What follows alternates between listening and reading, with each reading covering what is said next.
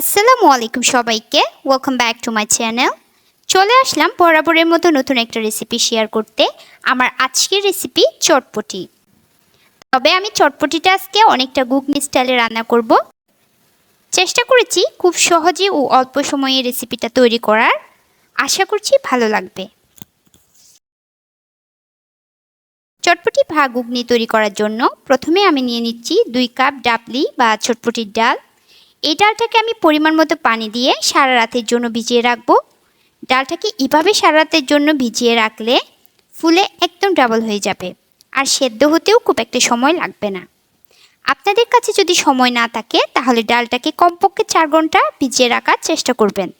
তবে সবচেয়ে বেশি ভালো হয় যদি ডালটাকে সারা রাত ভিজিয়ে রাখেন। দেখতেই পাচ্ছেন সারা রাত ধরে ডালটা ভিজিয়ে রাখার পর ডালটা ফুলে একদম ডাবল হয়ে গেছে। এখন আমি ডালগুলোকে 2-3 বার পানি পরিবর্তন করে খুব ভালোভাবে ধুয়ে পরিষ্কার করে নিব। এখন আমি ডাবলিগুলোকে প্রেসার কুকারে নিয়ে নিব। একটা আলু আমি কেটে দিয়ে দিলাম, তার সাথে দিয়ে দিলাম পরিমাণ মতো পানি। পানিটা আমার এভাবে দিতে হবে, সেদ্ধ হয়ে যাওয়ার পরও ডাবলির মধ্যে যেন পরিমাণ মতো পানি থাকে সেটা বুঝেই পানিটা অ্যাড করবেন। প্রেসার কুকারের ঢাকনা লাগিয়ে 2টা সিটি আসা পর্যন্ত অপেক্ষা করবেন। যেহেতু সারা রাত ভিজিয়ে রেখেছি, এর বেশি একেবারেই সিদ্ধ করা যাবে না, এতে ডালটা ভেঙে ভর্তা ভর্তা হয়ে যাওয়ার সম্ভাবনাই বেশি থাকে। ডালটা সেদ্ধ হয়ে গেছে, আমি ঢাকনাটা সরিয়ে নিলাম। আমি একটা ডিম ভালোভাবে ধুয়ে দিয়ে দিয়েছিলাম। এই ডালটা এমনভাবে সেদ্ধ করবেন যাতে কিছু ডাল সেদ্ধ হবে আর কিছু ডাল আস্তই থেকে যাবে। একটা প্যানে দিয়ে দিলাম পরিমাণ মতো তেল। তেলটা হালকা গরম হয়ে আসলে আমি দিয়ে দিব 1/2 কাপ পরিমাণ পেঁয়াজ কুচি, 4-5টা কাঁচামরিচ মাঝখান থেকে ছিঁড়ে আমি দিয়ে দিয়েছি, 2-3টা রসুন কুচি। খুব ভালোভাবে আমি তেলের সাথে এই মশলাগুলোকে ভেজে নিব।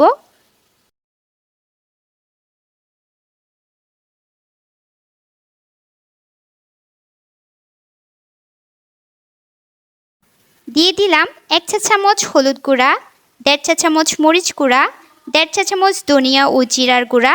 হালকা একটু পানি অ্যাড করে সব কিছু খুব ভালোভাবে মিশিয়ে নিব।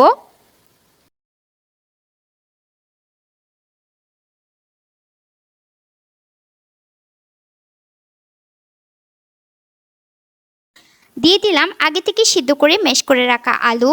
সব কিছু আবারও একটু ভালো করে কষিয়ে দিয়ে দিলাম সেদ্ধ করে রাখা ডাবলির ডাল। সব কিছু ভালোভাবে মিশিয়ে 5 মিনিট কষাবো।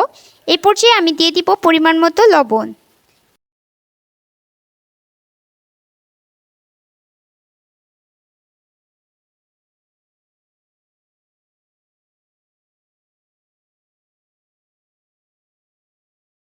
দেখুন আমার ডাবলি অলমোস্ট হয়ে গিয়েছে।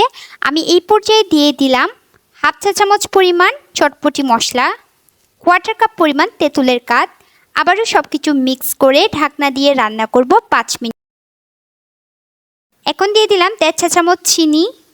টক বা মিষ্টিটা আপনারা একটু অ্যাডজাস্ট করে দেবেন। আমার চটপটি বা ঘুগনি রান্না হয়ে গেছে। এখন আমি এটা পরিবেশন করতে চলে যাব। প্রথমে আমি একটা প্লেটে কিছু চটপটি নিয়ে নিলাম। এর উপর আপনারা আপনাদের পছন্দ অনুযায়ী শসা, পেঁয়াজ, কাঁচামরিচ অ্যাড করতে পারেন। আমি আমার পছন্দ অনুযায়ী শসা, পেঁয়াজ, কাঁচামরিচ অ্যাড করে নিলাম।